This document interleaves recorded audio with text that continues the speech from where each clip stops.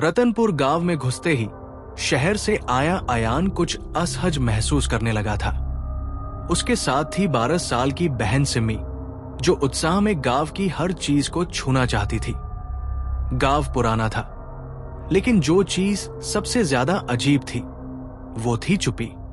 यहां बच्चे नहीं खेलते, औरतें जल्दी दरवाजे बंद कर लेती थी और शाम होते ही गांव अंधेरा हो जाता था, भले बिजली हो।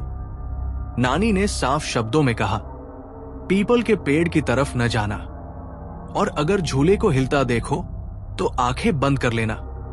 अगले दिन खेतों के पार जाते हुए बच्चों की नजर एक बड़े पीपल के पेड़ पर पड़ी। पेड़ से लटक रहा था एक पुराना लाल झूला, जो किसी और समय का लग रहा था। हवा नहीं थी, फिर भी झूला धीरे धीरे खुद हिल रहा था। सिमी बोली, भैया झूलूं क्या? अयान ने तुरंत उसका हाथ पकड़ा। नहीं, नानी ने मना किया है। पीछे से एक धीमी फुसफुसाहट आई, जैसे किसी ने कहा हो, झूलो, मैं तुम्हें पकड़ लूंगी। अयान मुड़ा, लेकिन कोई नहीं था। उस रात अयान को एक सपना आया। एक छोटी लड़की लाल फ्रॉक में झूले पर बैठकर झूल रही थी, लेकिन जैसे ही झूला हिला, लड़की की गर्दन घुमा गई। पूरा चक्र घुमाकर उसकी आंखें अयान की तरफ आ गई। उसने धीरे से कहा, अब मेरा नंबर नहीं, तुम्हारा है। अयान की नींद खुली, मगर कमरे में हल्की सी झूले की चूंचू की आवाज गूंज रही थी। अगली सुबह दादी ने चुपचाप अयान को बुलाया। जिस झूले को तुमने देखा, वहां लाजो नाम की लड़की की आत्मा रहती है, दादी ने बताया। लाजो की मां उसे गांव में सबके सामने पीटती थी। एक दिन गुस्से में उसे झूले से बांधकर मार डाला। लाजो की आत्मा वही रह गई। अब वो बच्चों को झूला देती है, पर उतारती नहीं। अयान और सिम्मी का दोस्त मोहन आया। उसे भूतों में यकीन नहीं था। झूला क्या चुड़ैल झूलती है? मैं भी देखता हूं। मोहन ने जैसे ही झूले पर बैठना शुरू किया, झूला अपने आप तेजी से झूलने लगा। वातावरण ठंडा हो गया, हवा रुक गई और अचानक एक चीख गूंजी, मम्मी बचा लो। जब अयान और सिम्मी भागकर पहुंचे, झूला खाली था। मोहन गायब था, सिर्फ उसकी चप्पलें और एक टूटी कलाई की हड्डी वहां थी। मोहन के लापता होने पर पुलिस आई।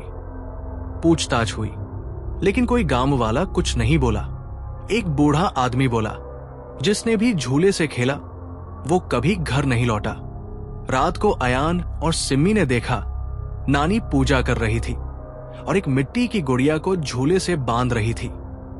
रात में सिम्मी को किसी ने पुकारा, एक लड़की की आवाज में, सिमी चलो झूलते हैं ना, मैं तुम्हारी सहेली बनूंगी। सिमी नींद में बाहर निकल गई। झूला अपने आप धीरे धीरे हिल रहा था। अयान ने समय रहते पकड़ लिया, लेकिन सिम्मी की आंखें एकदम सफेद थी और उसकी आवाज बदल चुकी थी। मुझे झूलने दो एक बार और। गांव का तांत्रिक आया। उसने बताया कि झूले की डोरी मानव बालों से बनी है और उसमें आत्मा बंधी हुई है। अगर डोरी ना काटी गई तो हर साल एक बच्चा ले जाएगी। रात को विशेष अनुष्ठान हुआ। झूले की डोरी को जलाया गया। आत्मा की चीखें गूंज उठीं, तुमने मेरा खेल खत्म कर दिया, अब मैं तुम्हारे सपनों में झूलूंगी। तांत्रिक ने बताया, लाजो की आत्मा को शांति चाहिए।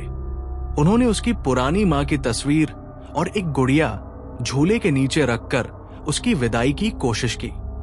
कुछ देर बाद पीपल का पेड़ अपने आप झुका, जैसे उसने किसी को अलविदा कहा हो। सिमी धीरे धीरे सामान्य हुई। अयान और सिमी शहर लौट आए।